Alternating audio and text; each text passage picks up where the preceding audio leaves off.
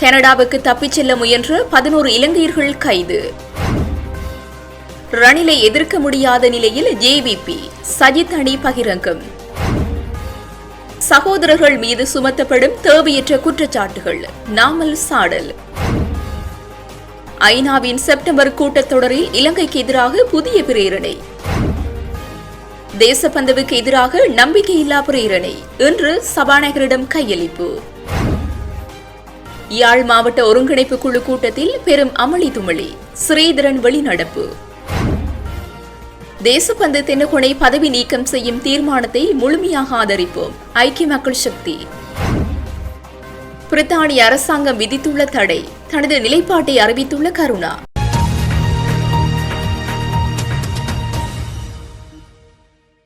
யாழ் மாவட்ட ஒருங்கிணைப்பு குழு கூட்டத்தில் பெரும் அமளி துமளி ஏற்பட்டதை தொடர்ந்து நாடாளுமன்ற உறுப்பினர் ஸ்ரீதரன் கூட்டத்திலிருந்து வெளிநடப்பு செய்துள்ளதாக தகவல்கள் தெரிவிக்கின்றன. இந்த நிலையில் சூழ்நிலையை கட்டுப்படுத்த முடியாமல் அரசாங்க அமைச்சர் ராமலிங்கம் சந்திரசேகர் தடுமாறி வருகிறார். யாழ் மாவட்ட ஒருங்கிணைப்பு குழு கூட்டம் இன்றைய தினம் யாழ் மாவட்ட செயலக கேட்போர் கூடத்தில் இடம்பெற்று வருகிறது. உள்ளூராட்சி மன்ற தேர்தல் அறிவிக்கப்பட்டுள்ள நிலையில் மாவட்ட ஒருங்கிணைப்பு குழுவின் தலைவர் ராமலிங்கம் சந்திரசேகர் தலைமையில் நடைபெற்றது. இந்த கலந்துரையாடலில் மாவட்ட ஒருங்கிணைப்பு குழுவின் செயலாளரும் மாவட்ட அரசு அதிபருமான பிரதீபன், வடக்கின் ஆளுநர் வேதநாயகன், நாடாளுமன்ற உறுப்பினர்களான ஸ்ரீதரன், ரஜீவன், அர்ச்சுனா, பவானந்த ராஜா, இளங்குமரன் உள்ளிட்டவர்கள் கலந்து கொண்டனர்.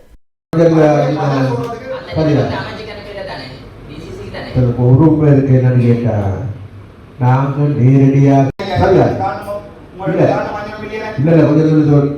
500 மில்லியன் தேவைப்படுகிறது.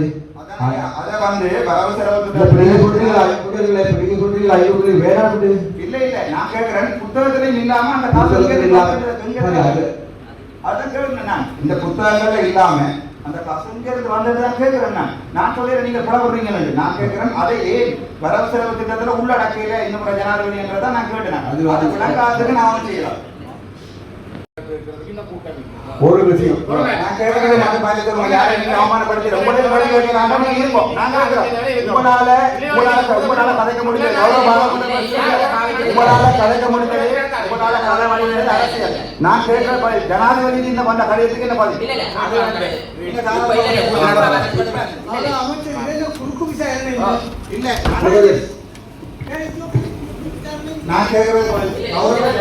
யாழ்ப்பாண மாவட்ட ஒருங்கிணைப்பு குழு கூட்டம் என்பது ஒரு யாழ்ப்பாண மாவட்டத்தினுடைய அபிவிருத்தி தொடர்பாக நிதானமாக பொறுமையோடு பொறுப்புணர்வோடு அந்த விடயங்களை கையாண்டு அடுத்த அபிவிருத்தி பற்றி பேசப்பட வேண்டிய கூட்டம். ஆனால் இந்த கூட்டத்தில் வந்தால் அதிகாரிகளை கூட்டிக் கொண்டு வச்சுட்டு அதிகாரிகள் மீது நடவடிக்கை எடுக்கிறதும் அவர்களை கீழ்த்தரப்படுத்துறதும் அல்லது அவருடைய செயல்பாடுகளை முடக்கிற மாதிரியான மக்கள் மீதிகள் நடந்து கொள்வதை தலைமை கட்டுப்படுத்த வேணும். தலைவராக இருக்கிறவர் ஒரு கூட்டத்தை கட்டுப்படுத்தி அதுக்குரிய ஒழுங்குமுறையை மேற்கொள்ள வேணும். அதை கட்டுப்படுத்த முடியவில்லை என்றால் இப்படியே தொடர்ந்து இந்த கூட்டங்களில் பங்கு பெற்றதில் இந்த அர்த்தமும் இல்லை. இது ஒரு பிரயோசனம் இல்லாத கூட்டம். அதனால் நான் இடையில இந்த கூட்டத்தை விட்டு வலிக்கிட்டு இருக்கிறேன். இது ஒரு ஆரோக்கியமான கூட்டமாக அமைய இல்லை. தேர்தல் நெருங்கிற நேரத்தில் மாவட்ட ஒருங்கிணைப்பு குழு கூட்டங்களில் அரசியல் சார்ந்த விஷயங்களை தொடர்ச்சியாக பேச முடியும், பேசக்கூடாது. ஏற்கனவே முதல் அதில் அஜெண்டாவிலும் சொல்லப்பட்டது தேர்தல் விஷயங்கள் இல்லை என்று. ஆனால் தொடர்ந்து அதிகாரிகளை ஒரு வலிந்து இழுத்து அவர்கள் மீது குற்றம் காண்றதுலேயே இவ்வளோ காலம் இந்த அபிவிருத்தி நடக்க இல்லையா அல்லது இந்த அதிகாரிகள் செயல்பட இல்லையா? இப்போ தொடர்ச்சியாக அவ்வாறான நடவடிக்கைகளை நம்ம நிறுத்த வேணும். இது ஒரு ஒழுங்குமுறைக்கு வர வேணும். அதுக்காகத்தான் நாங்கள் இன்றைக்கு ஒரு செயல்பாட்டை முன்வச்சிருக்கிறோம். அதை சொல்லியும் இருக்கிறேன். தொடர்ந்து இதில் இருக்கிறது அர்த்தம் இல்லை, அதை நாங்கள் படிக்கிறோம்.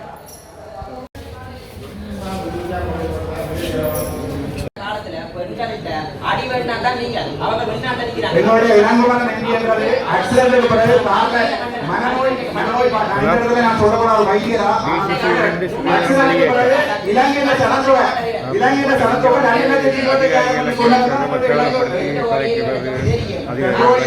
அதுல வீடியோ வந்து என்னடா தனிப்பட்ட வீடியோ ஐயா அமைச்சர் நான் கேட்கிறது நான் மக்களுடைய பிரச்சனை கலைக்கவில்லை. எங்களுடைய இளங்குமரனுக்கு இதை கலைக்கிறதா இருந்தா நான் மக்களுடைய பிரச்சனை மட்டும்தான் கலைக்கிறேன். நான் மக்களுடைய பிரச்சனையை கலைக்கிறேன். மக்களுடைய பிரச்சனை நான் கரண்ட் கொடுக்கல அப்ளை அது ஊர்த்தல சொல்றேன். நீங்கள் ஞாபகம் உங்களுக்கு இது வடக்கு மாநிலத்துல நான் படிக்கிறேன். உங்களுடைய சேடியை கொண்டே வடக்கு மாநிலத்துல மையம் பண்ணி நீங்க பாராளுமன்ற கன்சார்ட்ல இருக்கு பாப்பமா. ஆனா நீங்க வடக்கு மாநிலம் இல்ல என்ன பாராளுமன்றத்துல கதைக்காம பண்ணிக்கீங்க லட்டுனா அது கூட நீங்க செய்த துரோகம். என்னுடைய 11 ரிஜெக்ட், இதுல 10 ரிஜெக்ட் பண்ணி இருக்கீங்க. அரசியல் கவர்மெண்ட் கதைப்பம் பாட்டுகளே மைக் நிப்பாட்டு தான் இருக்கு. கதைப்பம் கவர்மெண்ட் அரசியல் கதைப்பம். நான் கேக்குறது 11 நான் கேக்குறது 19 குடும்பம் இருக்கு. அந்த குடும்பத்தை கூப்பிடேமா உங்களால? அந்த குடும்பத்தை பத்தி பேசுறது குடும்பத்துக்கு நியாயத்தை கொடுக்கிறது நான் உங்களோட வாரிசாலியா டிஏ ஓட சேர்ந்து பாராளுமன்றத்தை பாருடா. பாராளுமன்றத்தை பாருங்க. கிளர்ச்சி பண்றவங்க நான் தெளிவா சொல்றேன். அந்த நாளை எது பாராளுமன்றத்தை பாக்கணும். அது சம்பந்தமான அந்த டியூட்டி எடுத்து பாருங்க. ஒரு பொம்பளை பிள்ளை ஒரு குழந்தை பிள்ளை அந்த வீடியோ பார்க்கணும். உங்களுக்கு தங்கச்சி இல்லைன்னா உங்களை பத்தி நான் தோசை குமரன்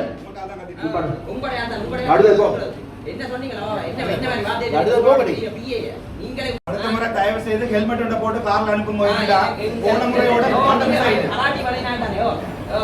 தயவு செய்து ஹெல்மெட் போட்டு கார்ல அனுப்புங்க. ஏன்னா ஒரு அடி ஓடியே இப்படி கேட்கிறாருன்னா நான் நினைக்கிற பொறுமையில அமைத்தாயிரும்.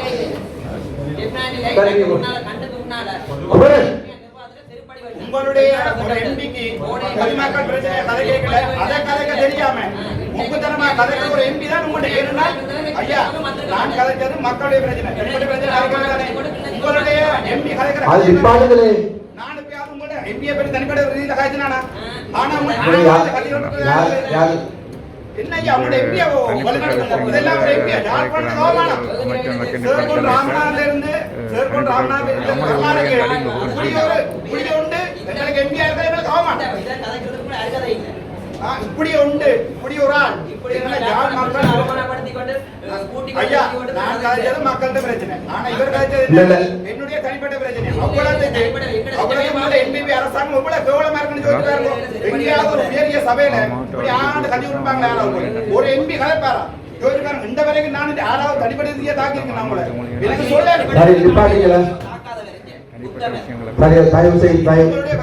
வலது கையே இப்படி செய்யுது. நான் சொல்றேன் சபையில நாங்கள் மக்களின் பார்த்துட்டு மக்களுடைய தீர்மானம் நாங்கள் அரசியல் கலைக்கிறது வேற, பாராளுமன்றம் வேற, இங்கே கலைக்கிறது வேற. இனிமே தயவு செய்து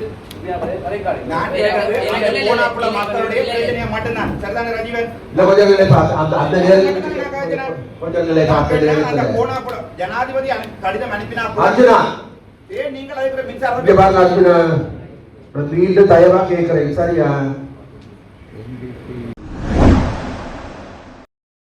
மோசடியான விசாக்களை பயன்படுத்தி கனடாவுக்கு தப்பிச் செல்ல முயன்ற 11 இலங்கையர்களும் அவர்களை விமான நிலையத்திற்கு அழைத்து வந்த ஒரு தரகரும் நேற்று பிற்பகல் கைது செய்யப்பட்டனர்.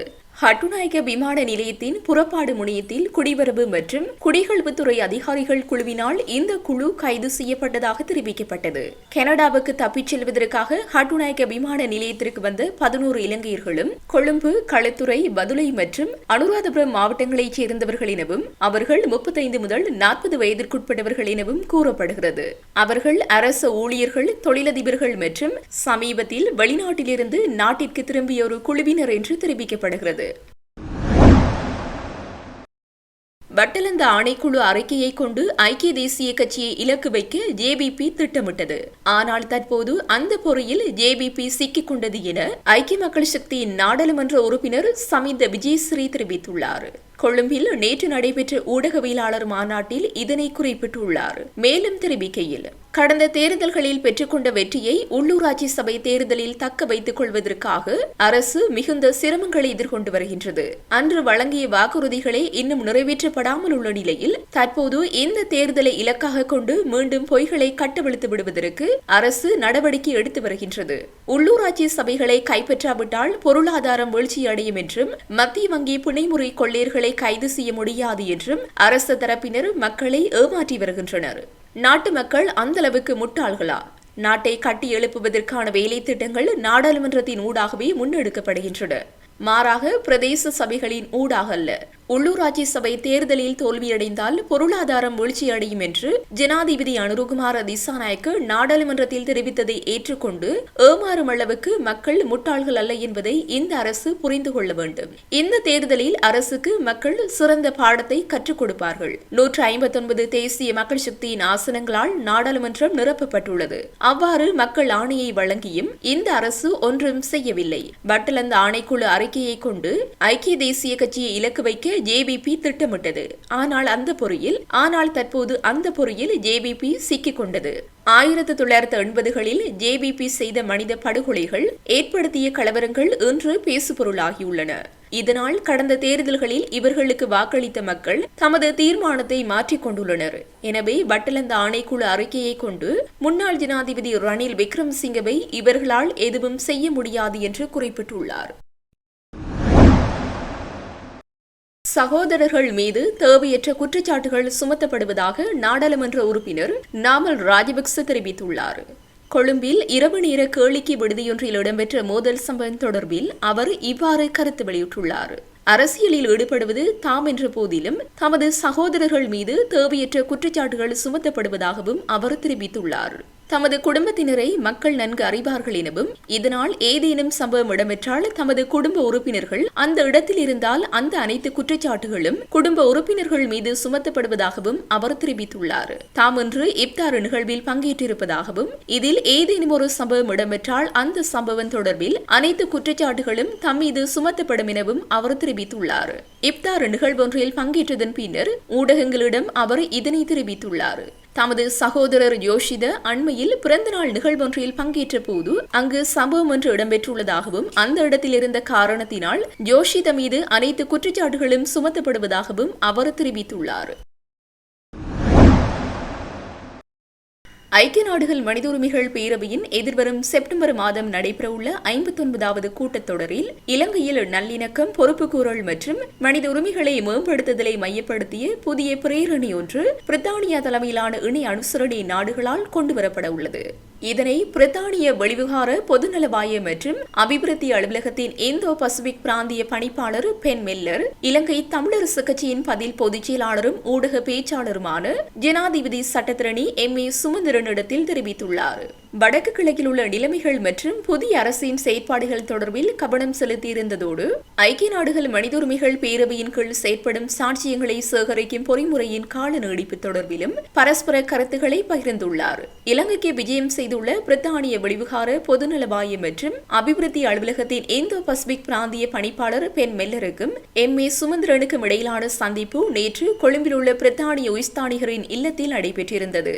இதன்போது முதலில் ஐக்கிய நாடுகள் மனித உரிமைகள் பேரவையின் 60வது கூட்டத்தொடரில் இலங்கை தொடர்பிலான தீர்மானத்தை பிரதான அனுசரணையாளர் என்ற வகையில் பிரித்தானியா தலைமை தாங்கிக் கொண்டுவர உள்ள விடயத்தை பென் மெல்லர் பகிர்ந்துள்ளார். அத்துடன் குறித்த பிரேரணைக்கு இலங்கை அரசின் ஒத்துழைப்புகளை பெற்றுக்கொள்வது தொடர்பில் அதிக கவனம் செலுத்தப்பட்டுள்ள போதும் அதற்கான சாதகமான நிலைமைகள் குறைந்தே காணப்படுகின்றது என்றும் அவர் குறிப்பிட்டுள்ளார். எவ்வாறாயினும் இலங்கையில் நல்லிணக்கம், பொறுப்புக்கூறல் மற்றும் மனித உரிமைகளை மேம்படுத்துதலை நடைமுறை சாத்தியமாக்குவதற்கான அனைத்து நடவடிக்கைகளையும் ஆரம்பிக்க உள்ளதாகவும் அவர் கூறினார். இலங்கையில் மனித உரிமைகள் மற்றும் பொறுப்புக்கூறல் தொடர்பில் புதிய பிரேரணையை கொண்டு வருவதில் பிரித்தானியா கொண்டிருக்கின்ற அர்ப்பணிப்பை வரவேற்ற சுமந்திரன் அதற்கான அவசியத்தையும் சர்வதேச தளத்தில் வைத்திருக்க வேண்டும் என்ற தமது நிலைப்பாட்டையும் பகிர்ந்து கொண்டுள்ளார். விசேடமாக தற்போதைய அரசு கடந்த கால தவறுகளை சரி செய்து முறைமை மாற்றத்தையே மையப்படுத்தி ஆட்சியில் அமர்ந்தது. இவ்வாறான நிலையில் இந்த அரசாலேயே அதற்கான இலக்குகளை முன்னகர்த்த முடியும் என்று சுமந்திரன் குறிப்பிட்டுள்ளார். அதனையடுத்து பென் மெல்லர் வடக்கு கிழக்கு மக்களின் நிலைமைகள் தொடர்பில் கேட்டதோடு அரசின் செயற்பாடுகள் தொடர்பிலும் சுமந்திரனிடம் வினவினார். இதற்கு பதிலளித்த சுமந்திரன் வடக்கு கிழக்கு மக்கள் தமது அபிலாஷைகளை பூர்த்தி செய்யும் வகையிலான புதிய அரசமைப்பொன்று உருவாக்கப்பட வேண்டும் என்பதோடு அதிகாரங்கள் பகிரப்பட்ட சமஷ்டி அடிப்படையிலான நிரந்தரமான தீர்வொன்று இன பிரச்சினைக்காக முன்வைக்கப்பட வேண்டும் என்பதில் உறுதியாக இருக்கின்றார்கள். அதற்காகவே அவர்கள் தொடர்ச்சியாக ஆணை வழங்கி வருகின்றார்கள் என்று குறிப்பிட்டார். அரசை பொறுத்தவரையில் வடக்கு கிழக்கு மக்களுக்கு மட்டுமல்ல, ஒட்டுமொத்தமாக மாற்றங்களை எதிர்பார்த்த மக்களுக்கு பல்வேறு வாக்குறுதிகளை அளித்திருந்த போதும் அவற்றை இன்னமும் பூர்த்தி செய்யாத நிலைமைதான் நீடிக்கின்றது என்றும் சுமந்திரன் சுட்டிக்காட்டியுள்ளார். அத்தோடு மனித உரிமை மீறல்கள் தொடர்பில் பொறுப்புக்கூறல் செய்யப்பட வேண்டும் என்பது பாதிக்கப்பட்ட மக்களின் ஒட்டுமொத்த நிலைப்பாடாக இருக்கின்ற நிலையில் சாட்சியங்களை திரட்டும் பொறிமுறையின் கால எல்லையும் நீடிக்க வேண்டும் என்பது எதிர்பார்ப்பாக உள்ளது என்றும் சுமந்திரன் மேலும் குறிப்பிட்டுள்ளார். முன்னாள் முன்னாள் அமைச்சர்களின் அரச இல்லங்களை வேறு நோக்கங்களுக்காக பயன்படுத்துவது குறித்து விசாரிக்க நியமிக்கப்பட்ட குழுவின் அறிக்கை ஜனாதிபதி செயலகத்தில் சமர்ப்பிக்கப்பட்டுள்ளது. குறித்த விடயத்தை பொது நிர்வாக அமைச்சர் சந்தன் அபிரத்ன தெரிவித்துள்ளார். அரசு உத்தியோகபூர்வ இல்லங்கள் தொடர்பில் எதிர்காலத்தில் முடிவு எடுக்கப்படும் எனவும் அவர் தெரிவித்துள்ளார். அமைச்சர்களின் உத்தியோகபூர்வ இல்லங்களை பொருளாதார நடவடிக்கைகளுக்கு பயன்படுத்துவது குறித்து ஆராய்ந்து அறிக்கை சமர்ப்பிக்க 5 உறுப்பினர்களை கொண்ட குழு சமீபத்தில் நியமிக்கப்பட்டது. இதன் அடிப்படையில் குறித்த குழுவால் தற்போது அறிக்கை சமர்ப்பிக்கப்பட்டுள்ளது. அண்மையில் அமைச்சர்களின் இல்லங்களை வாடகைக்கு எடுப்பதற்கு 10க்கு மேற்பட்ட தனியார் நிறுவனங்கள் கோரிக்கைகளை சமர்ப்பித்திருந்ததாக தெரிவிக்கப்பட்டமை குறிப்பிடத்தக்கது. தேசிய மக்கள் சக்தியின் பாராளுமன்ற உறுப்பினர்கள் குழு சபாநாயகரிடம் நம்பிக்கையில்லா பிரேரணி ஒன்றை சமர்ப்பிக்க உள்ளதாக தெரிவிக்கப்படுகிறது. இடைநீக்கம் செய்யப்பட்ட போலீஸ் மா அதிபர் தேசபந்து தென்னக்கோனுக்கு எதிரான நம்பிக்கையில்லா பிரேரணி ஒன்றையே இன்று சபாநாயகரிடம் சமர்ப்பிக்க உள்ளதாக தெரிவிக்கப்படுகிறது. இடைநீக்கம் செய்யப்பட்டுள்ள முன்னாள் போலீஸ் மா அதிபர் தேசபந்து தென்னக்கோனை அவரது பதவியிலிருந்து நீக்குவதற்கு போதுமான காரணங்கள் இருப்பதாகவும் அதற்கான தீர்மானத்தை நாடாளுமன்றத்தில் முழுமையாக ஆதரிப்பதாகவும் பிரதான எதிர்க்கட்சியான ஐக்கிய மக்கள் சக்தி தெரிவித்துள்ளது. ஐக்கிய மக்கள் சக்தியின் நாடாளுமன்ற உறுப்பினர் அஜித் பி பிரேரா ஊடகங்களுக்கு கருத்து தெரிவிக்கும் போது இதனை தெரிவித்தார். தென்னக்கோன் நாட்டில் சட்டத்தின் ஆட்சியை குறைமதிப்பிற்குட்படுத்தியுள்ளார். நீதிமன்றம் பிறப்பித்த கைது உத்தரவுக்கு பிறகு 20 நாட்கள் தலைமறைவாகி இருந்தமை நீதிமன்ற உத்தரவை மதிக்கவில்லை என்பதற்கான சான்றாகும். அவர் ஒரு தீவிர ஊழல் குணம் கொண்டவர் என்பதை உறுதிப்படுத்த போதுமான ஆதாரங்கள் உள்ளன. குற்றவியல் தண்டனை என்பது ஒரு தனி செயல்முறை. எனினும் அவரை போலீஸ் கண்காணிப்பாளர் பதவியிலிருந்து நீக்குவதற்கு போதுமான காரணங்கள் உள்ளன. அதை நாடாளுமன்றத்தில் ஒரு தீர்மானத்தை நிறைவேற்றுவதன் மூலம் செய்ய முடியும். அத்தகைய தீர்மானத்தை கொண்டு வருவது அரசாங்கத்தின் பொறுப்பாகும். ஐக்கிய மக்கள் சக்தி அதை முழுமையாக ஆதரிக்கும். தேசபந்து தென்னக்கோனை முன்னாள் போலீஸ் மாதிபராக நியமிப்பதை நாங்கள் ஆரம்பத்திலிருந்தே எதிர்த்தோம். அரசியலமைப்பு சபையிலும் ஐக்கிய மக்கள் சக்தி அதை எதிர்த்தது. அப்போதைய ஜனாதிபதி ரணில் விக்ரம்சிங்கே தேசபந்து தென்னக்கோனை நியமித்த போது நீதிமன்றத்தில் அதை எதிர்த்தோம். எனவே சட்ட வழிமுறைகள் மூலம் அவரை நீக்குவதை ஆதரிக்க எங்களுக்கு தார்மீக உரிமை உள்ளது. இந்த பிரேரணியை முன்வைக்கும் பொறுப்பு அரசாங்கத்திடம் உள்ளது. மேலும் அதை விரைவில் கொண்டு வருமாறு நாங்கள் வலியுறுத்துகிறோம் என தெரிவித்தார். இதேவேளை நிரந்தர போலீஸ் மாதிபர் ஒருவர் நியமிக்கப்பட வேண்டியதன் அவசியத்தை அவர் மேலும் வலியுறுத்தினார். ஒரு பதில் போலீஸ் மாதிபர் போலீஸ் திணைக்களத்தை திறம்பட வழிநடத்த முடியாது என்று குற்றம் சாட்டினார். சரியான தலைமைத்துவத்தை வழங்கக்கூடிய ஒரு தகுதி வாய்ந்த மற்றும் சுயாதீன நபரை நிரந்தர போலீஸ் மாதிபராக நியமிக்க வேண்டும். ஒரு தற்காலிக போலீஸ் மாதிபர் அந்த பணியை நிறைவேற்ற முடியாது என ஐக்கிய மக்கள் சக்தியின் நாடாளுமன்ற உறுப்பினர் அஜித் பி பிரேரா சுட்டிக்காட்டினார். கடந்த 2024ஆம் ஆண்டு ஜூலை மாதம் 24ஆம் தேதி தேசபந்து தென்னக்கோனை போலீஸ் மாதிபராக செயற்படுவதை தடுக்கும் இடைக்கால உத்தரவை உயர் நீதிமன்றம் பிறப்பித்தது. மேலும் 2023ஆம் ஆண்டு வெலிகம பிரதேசத்தில் உள்ள W15 ஹோட்டலுக்கு அருகில் நடந்த துப்பாக்கிச்சூடு சம்பவம் தொடர்பாக அவர் தற்போது விளக்கமறியலில் வைக்கப்பட்டுள்ளமை குறிப்பிடத்தக்கது. பிரித்தானிய அரசாங்கம் விதித்துள்ள தடை தொடர்பில் தான் அலட்டிக் கொள்ளப் போவதில்லை என கருணா என்று அழைக்கப்படும் விநாயகமூர்த்தி முரளிதரன் தெரிவித்தார். இந்த விடயம் தொடர்பில் ஊடகம் ஒன்றுக்கு கருத்து தெரிவிக்கும் போதே அவர் இந்த விடயத்தை கூறியுள்ளார். மேலும் தெரிவிக்கையில், நான் மனித உரிமை மீறல்களில் ஈடுபடவில்லை. அதனால் இந்த தடை என்னை பாதிக்காது, எனது அரசியலையும் பாதிக்காது. நான் அப்படியெல்லாம் செயற்பட்டிருந்தால் நான் அங்கு தஞ்சமடைந்த காலப்பகுதியில் பிரிட்டன் என்னை கைது செய்திருக்கலாமே. ஏன் என்னை பத்திரமாக திருப்பி அனுப்ப வேண்டும்? அப்போது இவையெல்லாம் தெரியவில்லையா? இவற்றை பற்றி நான் அலட்டிக் கொள்ளப் போவதில்லை என குறிப்பிட்டுள்ளார். இலங்கையில் உள்நாட்டு போரின் போது கடுமையான மனித உரிமை மீறல்கள் மற்றும் துஷ்பிரயங்களுக்கு பொறுப்பான நபர்களுக்கு பிரித்தானிய அரசாங்கம் நேற்று தடை விதித்துள்ளது. உள்நாட்டு போரின் போது கடுமையான மனித உரிமை மீறல்கள் மற்றும் துஷ்பிரயோகங்களுக்கு காரணமாக கருதப்படும் இலங்கையின் முன்னாள் மூத்த ராணுவ தளபதிகள் மற்றும் விநாயகமூர்த்தி முரளிதரன் உள்ளிட்டோர் பிரித்தானியாவால் தடை செய்யப்பட்ட நபர்களாக தெரிவிக்கப்பட்டுள்ளனர்.